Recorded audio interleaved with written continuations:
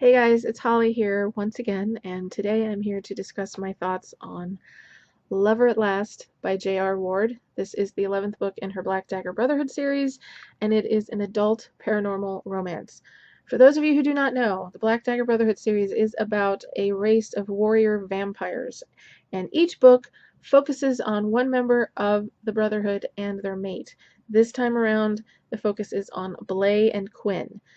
And long before this book came out, I can honestly say that Blay and Quinn are the most, if not the most, then top two most popular pairings ever in this series. And I can also say, and I'm going to go out on a limb and make this statement, and if I'm wrong, I apologize, but I'm pretty sure I'm right. This is the first time a mainstream paranormal romance, mainstream romance in general, has had the focus be on a love story between two men.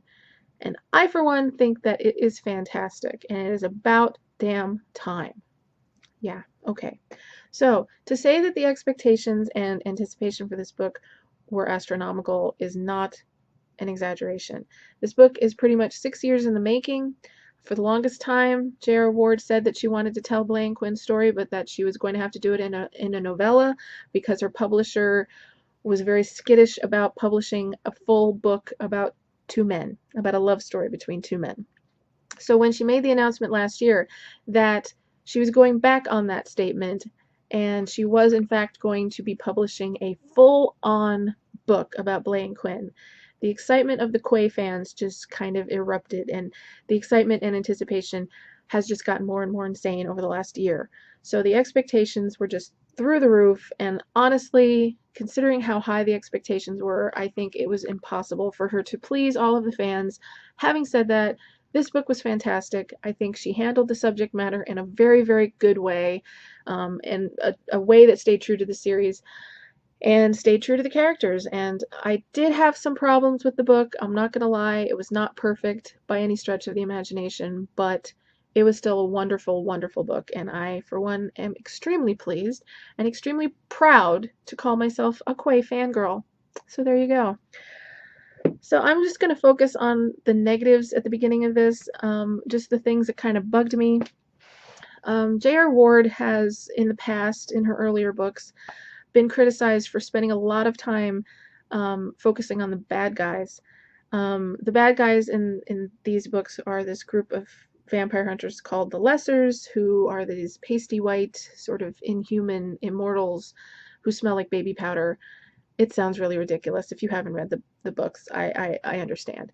Trust me, it makes sense in the scope of the story. Um, but yeah, she spent entire sections of books focusing on the points of view of the bad guys, and it bothered a lot of people, myself included. But in more recent books, she kind of got away from doing that, which was a definite improvement and a step up.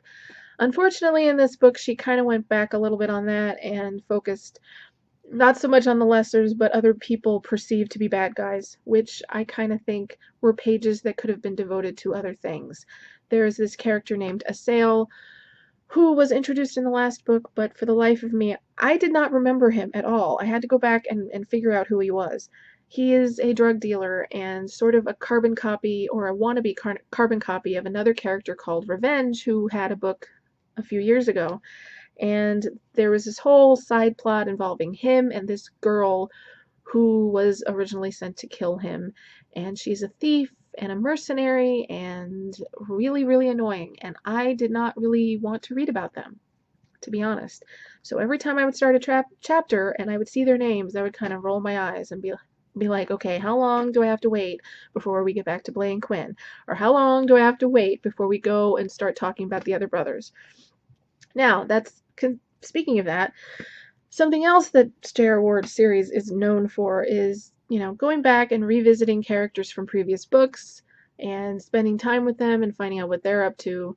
She didn't really do that this time, which was kind of disappointing. Considering this is the second longest book in the series, I was really expecting to see more of the brothers. She did not spend nearly enough time with the brothers, and that was very disappointing.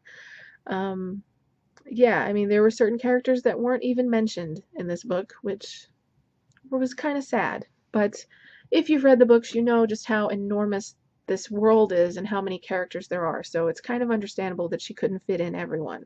Now, while on the subject of things that annoyed me about this book, the character of Havers, who has been the sort of vampire Dr. Quinn medicine woman physician to the vampires from book one.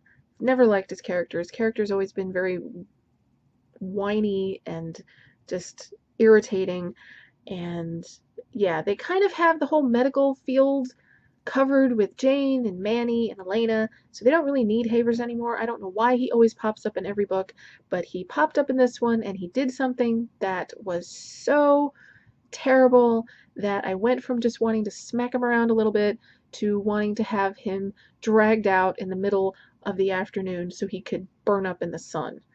Yeah, he's a horrible, horrible character, and she needs to just get rid of him. She stated, I don't know how many times, that she hates his character. I don't know why she keeps writing about him if she hates him.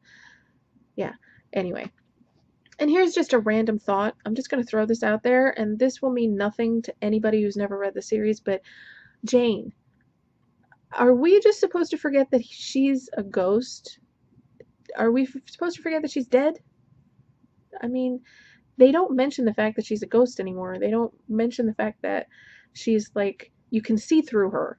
Now she's just, sitting over in the corner, having lunch, talking to people. Are we supposed to just forget she's a ghost? I mean, it kind of makes sense because I know that was a very controversial thing that J.R. Ward did. A lot of people gave her a lot of hate for it when she killed her off and had her come back as a ghost. But yeah, am I the only one who remembers? I mean, come on, people.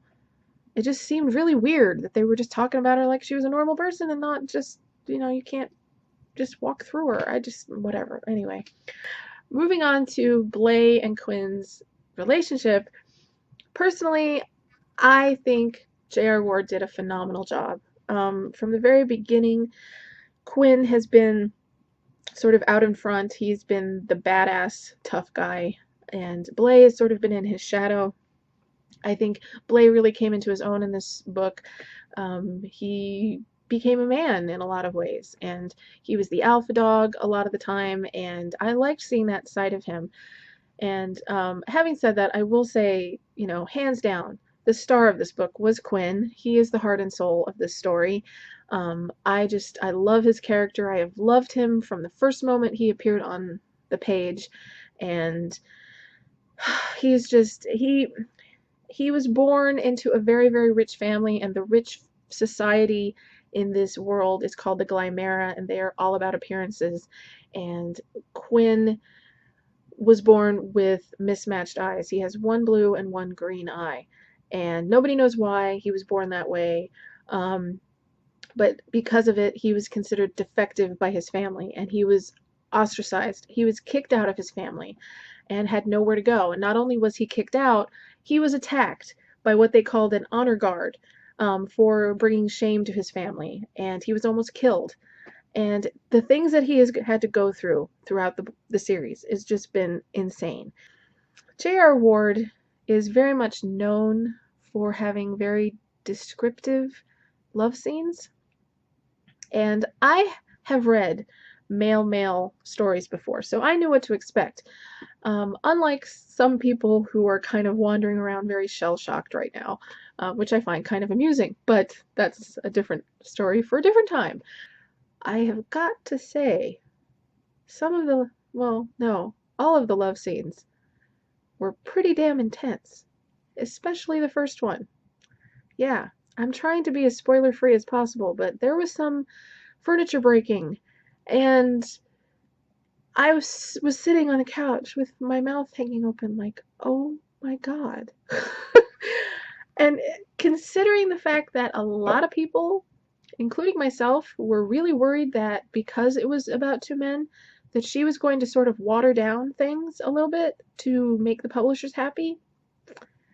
Not a bit, people. Oh my God.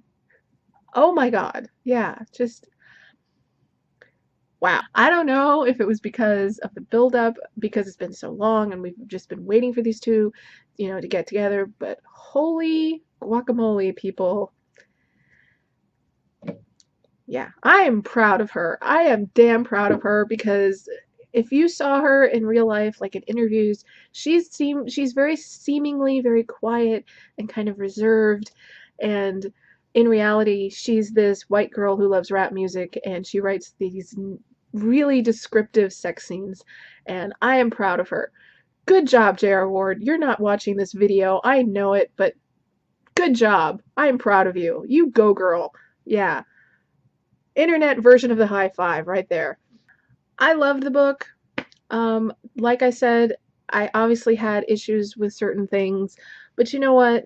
In the scope of things, this book lived up to my expectations of what Blay and Quinn's story, what I wanted it to be. And I have to say, the last chapter, the epilogue, how freaking perfect. You know, the very last scene involves this party that happens, and all of the brothers are there, and Blay's family, and other people, and all these people that are important to Blay and Quinn, and the only person that wasn't there is John Matthew, who is, like, their best friend. It has been John Matthew Blay and Quinn from the beginning, and the fact that he wasn't at this party that was so important, it kind of made me sad. But other than that, the last chapter was perfection. And in conclusion, you guys, this book was fantastic. It lived up to all of my expectations regarding the Blay and Quinn storyline. Yes, there were things that irritated me, but it is very, very rare to find a book that is just perfect from beginning to end. So, bravo, J.R. Ward. Bravo. You proved once again why you are one of the most badass authors out there. And to those of you who have not tried this series yet, let me just say, you really need to throw your preconceived notions out the window. If you think it's going to be overly cheesy because, oh, it's a paranormal romance, oh, it's a romance at all, just give it a try. Give it a try. I had never read a romance novel, let alone a paranormal romance novel, before starting the series, and it completely opened up a brand new world to me. And it's really great. I urge you to try the series. The first book in the series is Dark Lover, and I have read that book 5 times. It is the book I have read more than any other book ever, so that should tell you something.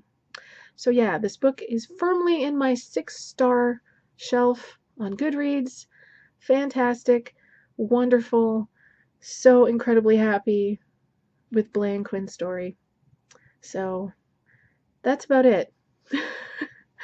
I will talk to you later, guys. As always, thank you so much for watching, for your comments and your questions, and all of the love you've been showing to me and my channel. I really appreciate it. I love you all, and until next time, happy reading, you guys.